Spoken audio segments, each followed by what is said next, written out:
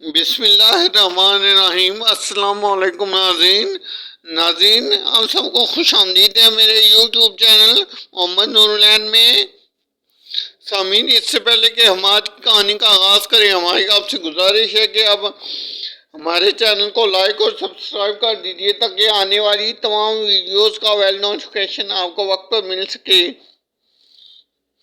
تو سامعین، پیش کرتے ہیں آج کی کہانی جس کا نام ہے آسیبی مکان۔ یہ جو واقعہ میں آپ کو سنانے جا رہی ہوں یہ میرے بچپن کا ہے، جب میں 18 سال کی تھی۔ اس سے پہلے کہ میں کہانی شروع کروں، میں آپ کو اپنا تعارف کرواتی ہوں۔ میرا نام مریم ہے اور میں ایک دیہاتی علاقے کی رہنے والی ہوں۔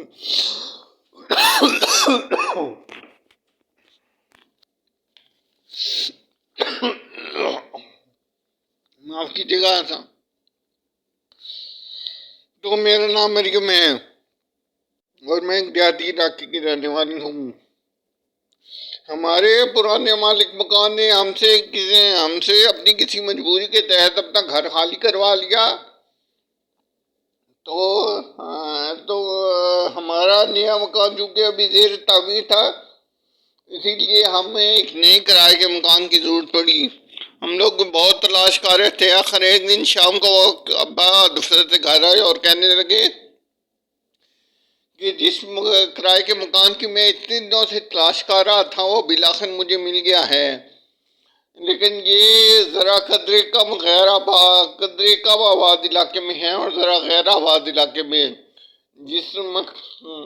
میرے آفس کے کلیگ اعجاز احمد صاحب اسی علاقے میں رہتے ہیں۔ انہوں نے مجھے اس مکان کے بارے میں بتایا ہے، یہ بھی بتایا ہے کہ اس مکان میں کوئی بھی شخص، کوئی بھی فیملی ایک ہفتے سے زیادہ نہیں رہ سکتی، کیونکہ لوگوں کا کہنا ہے کہ یہ مکان آسیب زدہ ہے۔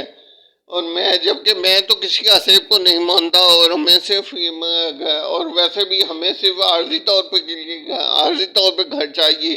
جب ہمارا نیا مکان بنے گا تو ہم وہاں منتقل ہو جائیں گے۔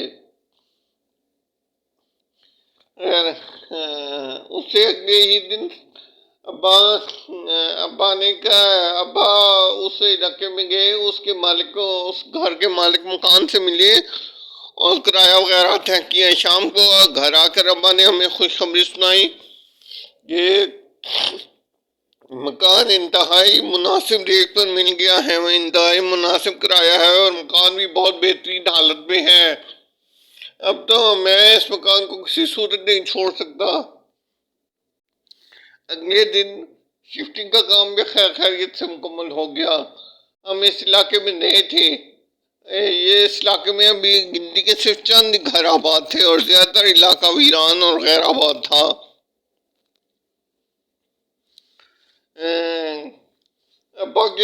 لیکن ہمیں یہ فائدہ تھا کہ ابا کے کلیگ اعجاز احمد صاحب ہمارے گھر سے تھوڑے ہی گھر چھوڑ کر رہتے تھے۔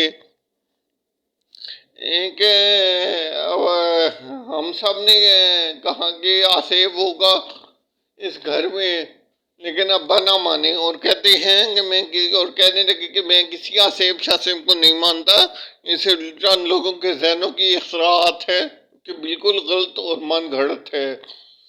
ہم سب نے بھی ابا کی اس بات سے اتفاق کیا۔ اس مکان میں آئے ہوئے ابھی بے چند ہی روز گزرے تھے کہ ایک رات گرمیوں کے دن تھے۔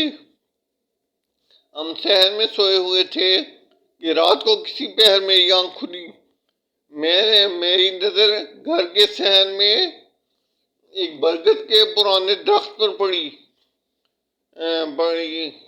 جس پر میں نے دیکھا کہ ایک بندر بیٹھا ہوا ہے اور اس کی آنکھیں خون کبوتر کی طرح سرخ ہیں اور وہ مجھے ہی گھور رہا ہے اور اس کے ہاتھ میں ایک خنجر ہے۔ میں اس قدر خوفزدہ ہو گئی کہ میں نے آنکھیں بند کر لیں اور میں سو گئی۔ خیر اس وقت تو مجھے کچھ پتہ نہ چلا۔ صبح ناشتے کی میز پر میں نے یہ سارا واقعہ ابا کو سنایا تو ابا نے کہا ٹھیک ہے بیٹا، میں آج ہی اعجاز احمد صاحب سے ملوں گا اور انہیں اس واقعے کے متعلق خبر کروں گا اور ان سے پوچھوں گا کہ یہ کیا بات ہے۔ شام کو ابا گھر آئے تو انہوں نے بتایا کہ میں نے حاجی جاز احمد صاحب سے اس واقعے کا ذکر کیا تھا. انہوں نے بتایا ہے کہ اس محلے کی پچھلی گلی میں ایک محسن علی صاحب رہتے ہیں. انتہائی نیک، شریف اور صوم و صلات کے پابند آدمی ہیں. انہوں نے ایک بندر پال رکھا ہے، کوئی کتا بلی نہیں پال رکھا. محلے والوں نے کئی دفعہ ان کو سمجھایا ہے کہ اس جنگلی جانور کو گھر سے باہر نکال کر کسی کتا بلی رکھیے اور اس سے دل بہلائیے، لیکن وہ بڑے ضدی ہیں، کسی کی نہیں مانتے. یہ کہہ کر اعجاز صاحب کھلکھلا کر ہنسے تھے.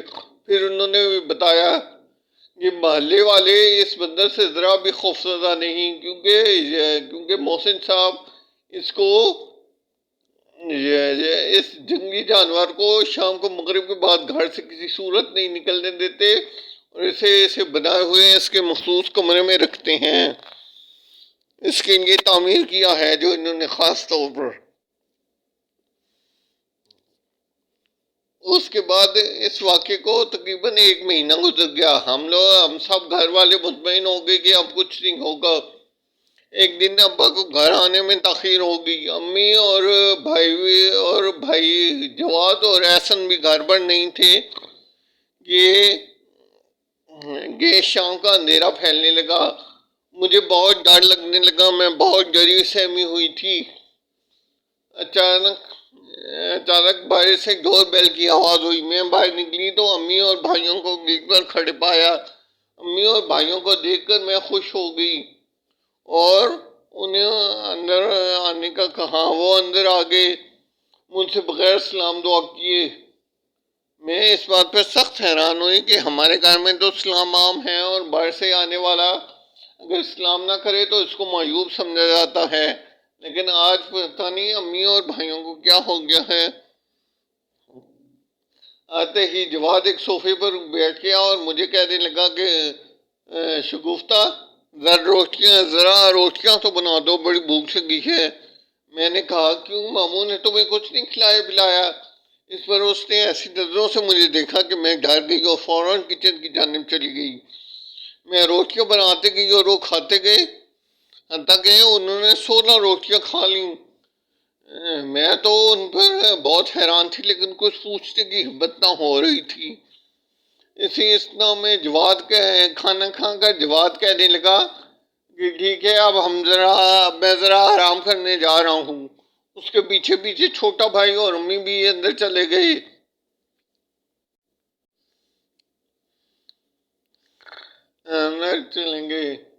ان کے اندر جانے کے بعد میں برتن دھونے میں مصروف ہو گئی اور میری حیرت کی انتہا نہ رہی کہ جب میں نے دیکھا کہ برتن دھونے میں مجھے کسی قسم کوئی مشکل پیش نہیں آ رہی کہ ایسے لگ رہا تھا کہ جیسے انہوں نے اس برتنوں میں سالن روٹی نہیں کوئی پھل یا مٹھائی وغیرہ کھائی ہے.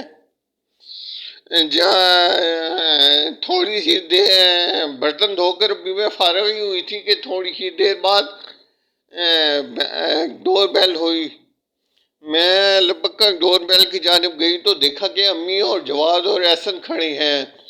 ان تینوں نے مجھے سلام کیا تو میں نے سہم کر ان کے سلام کا جواب دیا اور بہت ڈر گئی. جواد میری کیفیت کو بھانپ گیا، آگے بڑھا اور مجھ سے شفقت سے پوچھنے لگا کیا ہوا شگفتہ، تو آج اتنی پریشان کیوں ہے اور تیرا یہ چہرہ کیوں اترا ہوا ہے؟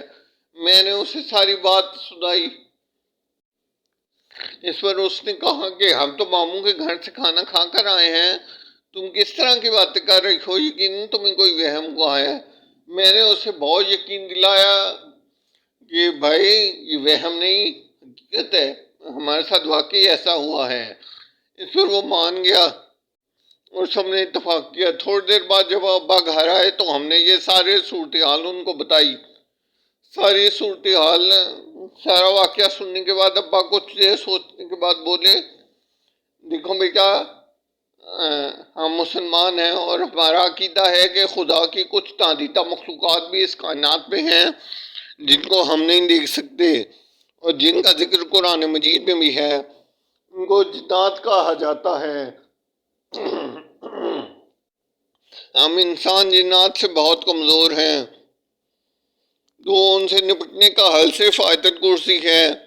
یہ کہہ کر ابا نے ہم سے ایک گلاس پانی منگوایا اور آیت الکرسی پڑھتے گئے اور وہ پانی گھر کے چاروں کونوں پر چھڑکتے گئے۔ اس واقعے پھر ابا نے ہم سب گھر والوں کو خصوصاً مجھے نصیحت کی کہ جب بھی گھر سے آؤ، جب بھی گھر میں داخل ہو تو آیت الکرسی پڑھا کرو، ویسے بھی کثرت کے ساتھ آیت الکرسی کا ورد کیا کرو۔ ہم نے ایسا ہی کرنا شروع کر دیا اور اس کے بعد ہم 2 مہینے، ہم مزید 3 مہینے تک اس گھر میں رہے، لیکن کسی قسم کا کوئی ناخوشگوار واقعہ نہیں پیش آیا۔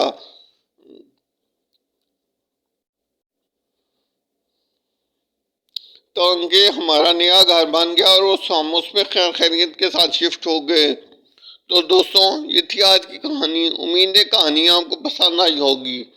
اسی کے ساتھ میری آپ سے گزارش ہے کہ آپ میرے یعنی محمد نور لین کے یوٹیوب چینل کو سبسکرائب کر لیجیے تاکہ آنے والی کہانیوں کا ویل نوٹیفیکیشن آپ کو ملتا رہے اور ہماری اچھی اچھی کہانیوں سے آپ لطف اندوز ہو سکیں۔ تو ناظرین، اس کے ساتھ ہی میں دعا کرتا ہوں کہ اللہ تعالیٰ آپ سب کو جہاں رکھے، خوش و خرم رکھے۔ سامعین، مجھے بھی اپنی دعاؤں میں یاد رکھیے گا۔ اللہ حافظ و ناصر۔